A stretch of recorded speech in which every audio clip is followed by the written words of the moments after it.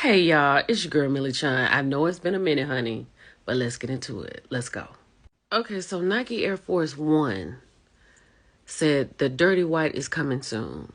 Now I know there are a lot of you Nike people out there who love Nike down. Y'all got stocks and everything, outfits, matching, okay? But are you doing this? Is this what you're doing? Because they got a little letter that comes with it, right? But you're only scratching the surface. So here's the dirty triple white. The more you wear it, the more beautiful it becomes.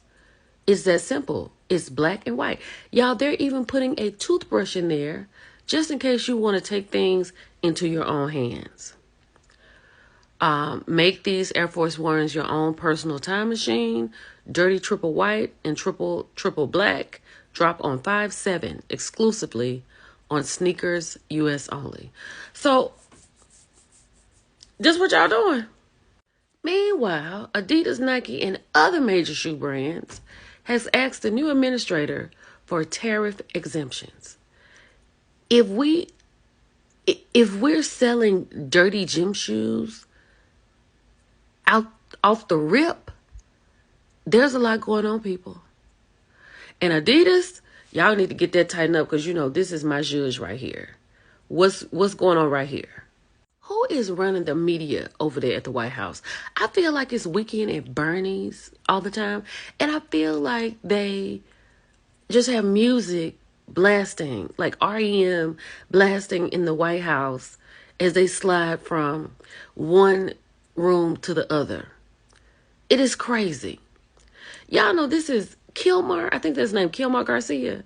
He was wrongfully deported. He was not supposed to be deported. And they will not bring him back. Meanwhile, the Pope has just passed away. And this man is in a whole Pope outfit talking about he wants to be the Pope. We got to tighten up, people. We got to tighten up. This is insane. Now, Beyonce has been hit with a cease and desist from the Sphere in Las Vegas because in her concert, apparently she has these little movies, right? And so she picks up what is supposed to be the Sphere in Vegas and blows dust at it. Let's get into why. Shout out to Nosy Bystanders. Shout out to Steph. So come to find out, y'all, it was supposed to be a residency for Beyonce at the Sphere, but they would not shut down for, 2 weeks for her to do rehearsals like they did U2. And she was asking for around $10 million, similar to what U2 received. So Beyonce just made a little commercial in the show to say, you're bad. And apparently, according to the Nosy Bystander, Beyonce about to go to MGM and do a residency. When is that going to happen? Allegedly. Then, child, Lord have mercy, it's Karen's birthday. She is locked up on her birthday. Right? Giselle wishes Karen Huger happy birthday and films with cast and Karen's best friend. Hold on. So this is Karen's best friend. This is Cookie right here. Sweet Cookie 100. She said today the Real Housewives of Potomac, Ashley, Giselle, Kay, and me celebrated my big sister's birthday. Now you know we would never forget to celebrate the Grand Dame. We love you, Karen. We do love you, Karen. And I am glad to know that you are doing okay and you are in charge of the girls, from what I've heard. But this is still so sad. Let's keep going. Shout out to the Pink Pop Box, my friend. I love this. And just like that, Drew needs to watch a few Tyler Perry movies. That's how women get messed up. Too busy out shopping when you need to be checking the deed. Because in the trailer coming up, in the trailer that we've watched, in the rest of the season of The Real Housewives of Atlanta, we find out that Ralph, him downstairs, has come upstairs and locked Drew out of her house. Not only that, but he also wants to take part of her LLC, Drew Sidora LLC. Not Drew Pittman, Drew Sidora. I told y'all, Drew needs to get up and get out and get something out of that house away from him before she moves on with her natural life. Because the next thing he's coming after is that music. Because it's all about him. Y'all, speaking of Drew, get into this, okay? I don't know if this is true. I don't know if somebody made this up for clickbait, but we just gonna go with it until we find out differently. So Drew Sidora's birthday party was yesterday, May 3rd. Drew was in Hazelhurst, Mississippi. Why was Drew having a birthday party in Hazelhurst, Mississippi? Drew lives in Atlanta. Do you know how many birthday parties? Drew was just in Dennis's club on the show. You could have your birthday party over there? You had to come to Hazelhurst? Smooth Lounge and Grill. It's in small print. Smooth Lounge and Grill. Y'all, what's really going on? I told y'all tomorrow is a big day. Like, I'm gonna get up Monday and I'm gonna go get me some tequila because we gonna need to take plenty shots. Okay? And I gotta find some tacos somewhere to eat. But baby, this is the beginning of Cinco de Mayo. Happy birthday to all who have birthdays coming up on Cinco de Mayo.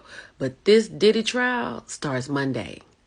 Let's get into some of the 5 federal charges that he's facing. Here we go. Trafficking, racketeering, conspiracy, transportation for people of the evening, and obstruction of justice and bribery. Child, honey, here's a gentle reminder. Combs exploited his celebrity status to coerce and ABUSE women during secret gatherings dubbed as freak-offs. Okay? Y'all remember that? Child, they say the key evidence includes hotel footage depicting an assault on Cassie, who will be testifying under her name. But of course, Puffy has denied all allegations and say that they were consensual. Puffy has rejected a plea deal that could have reduced his sentence, and if he is convicted, he faces up to life in prison. And the trial is expected to last up to 10 weeks and will not be televised. We got to figure it out. 10 weeks. He is at Brooklyn's Metropolitan Detention Center, and multiple civil lawsuits also await resolution based on the trial's outcome. So regardless what happens, he's still got some hills to climb. But what do y'all think? Do you all think that this is going to go through? They're going to talk about time served? Do you think Puffy is going to go to jail? Let me know. Then after we are slithered and full of tacos, we come home to Basketball Wives, right? In an Uber. Child, Jackie then took her low-down self over here and recorded the conversation that the ladies, minus Evelyn, are having with Jason Lee. Jason talks to Jennifer about how she shows up this season, how she's kind of standing up for herself and, taking up for her man. She said at all costs, right? But then they got to talking about Evelyn. Jennifer said that her frenemy, Evelyn Lozado, she's never really been married, never been in a successful marriage. She's not one to give advice to anyone. But here they go, child. The Walden goes. Jennifer and her man, who could still be in a little trouble, might I add. Then we have Brittany and Kevin Gates. Y'all, I thought Kevin Gates was married. Why is Brittany holding up her hand talking about my husband, spelled with a Z? Look at her caption. You don't fit on this show, and that's why you're a fit for this show. So Kevin Gates gonna be on Basketball Wives too? I'm watching this season. I said I was not going to watch. I probably won't talk about the Jackie parts if I can help it. I'm watching this season. Then, baby, we got the Met Gala in all of its dandyism. Child, we got Tiana Taylor and Janelle Monáe. These are 2 women that I'm very excited to see on Monday. It's going to be fantastic. Then we have Yara Shahidi and Aaron Pierre. That's Mufasa. This is so on par for Spike Lee. Right? This is going to be an amazing vision of blackness. I'm telling you, it's going to be fantastic. We got to end it right here with that. Monday is going to be fantastic. And I realize I'm going to have to do a part 2. So I'll see y'all in a minute. Bye.